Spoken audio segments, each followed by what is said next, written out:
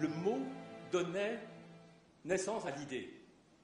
Il n'y avait pas vraiment de bifurcation, mais il y a une antériorité du mot. Si on trouve le mot, ça donne naissance également à la parole et à la suite, au développement des idées. Mais votre question est fondamentale, elle est terrifiante. Est-ce que cette possibilité de création, cette apparition de la pensée, est-elle de l'ordre de la pensée ou est-elle de l'ordre de la mécanique? Le français, qui n'a pas de mots, qui en a personne, qui est un penseur vertigineux avec peu de mots. Il y a d'abord, comme on l'a vu avec ton expérience, des expériences muettes auxquelles on est livré, parce que quand on n'a pas de mots pour ces expériences muettes, peut-être d'avant l'acquisition du langage, on est à la merci de ces événements. La cuisine nous a dénoncés, et les Allemands sont venus chercher d'abord mon frère, probablement comme déserteur, et en tout cas ils sont montés, et heureusement nous avons été avertis, et j'ai croisé les Allemands, c'est un souvenir dont je me souviendrai, les deux petits trous de la mitraillette qui me visaient. Et il y a eu un curieux phénomène, j'ai passé, soit ils ne m'ont pas reconnu, et je me suis enfui dans la montagne, on m'a caché dans une ferme. Il y a cette phrase merveilleuse dans ton livre en français, cette fois-ci, dans l'Esprit de retour, Kellerlich, qui est donc ton alter ego, je cite, « Il se sentait de plus en plus chez lui et de moins en moins à sa place ». Alors ça, je trouve que c'est une phrase effrayante de lucidité et qui résume 3 millénaires de nostalgie. C'est nostos et algos, c'est la douleur du retour. Hein, c'est la nostalgie, la douleur de la nostalgie naîtrait d'une fait qu'on retourne de là où peut-être on ne voulait plus retourner. Et ton livre, il nous montre bien ça. La première phrase de l'Esprit du retour, c'est « Au sortir des montagnes, le roulement du train était parfois recouvert par le grondement du vent d'Est venu des immensités russes. » En allemand, ça nous donne ça.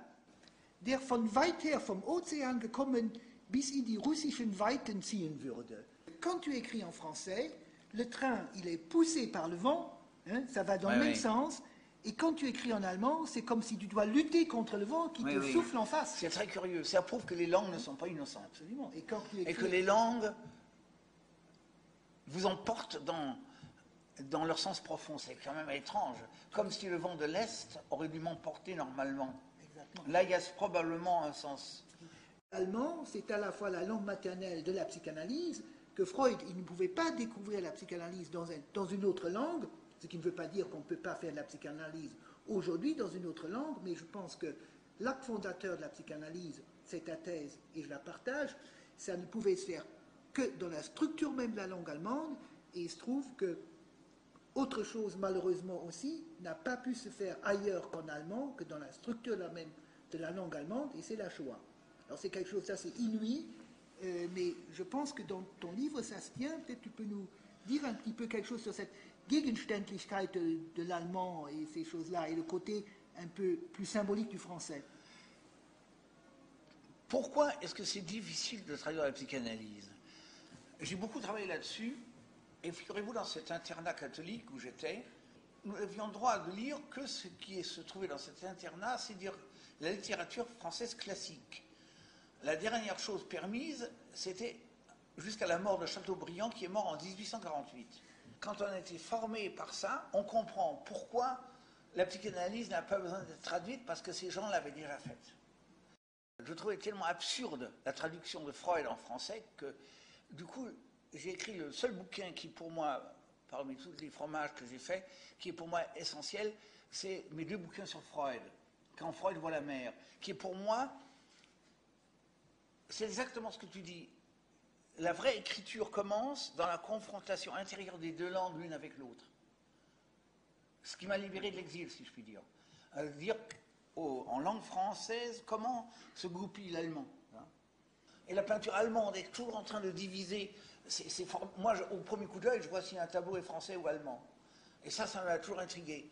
Et il y a une espèce d'obsession de la verticalité dans la peinture allemande, une espèce de côté resserré, dense, occupé.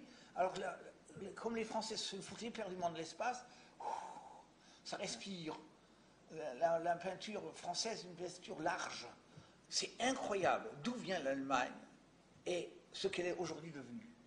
Je ne connais aucun pays qui ait évolué jusqu'à la démarche des gens.